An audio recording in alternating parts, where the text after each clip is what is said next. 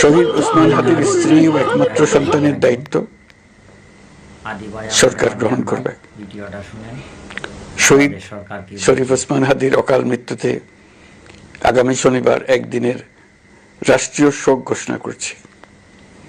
এই উপলক্ষে শনিবার দেশের সব সরকারি, আধা সরকারি, স্বায়ত্তশাসিত প্রতিষ্ঠান, শিক্ষা প্রতিষ্ঠান সহ সরকারি বেসরকারি ভবন এবং বিদেশে বাংলাদেশ মিশনগুলোতে জাতীয় পতাকা অর্ধনমিত থাকবে।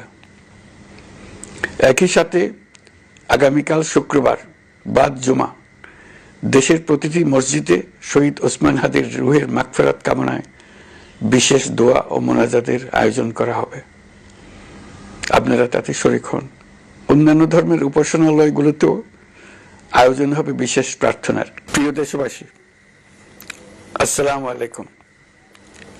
আমি আপনাদের সামনে হাজির হয়েছি অত্যন্ত হৃদয় বিদারক একটি সংবাদ নিয়ে। সিঙ্গাপুরে চিকিৎসাধীন। ভিডিওটা শেয়ার করে সবাইকে দেখার সুযোগ করে দিন সারা বাংলাদেশের মানুষকে। জুলাই গণঅভ্যুত্থানের সম্মুখভাগের অকুতোভয় যোদ্ধা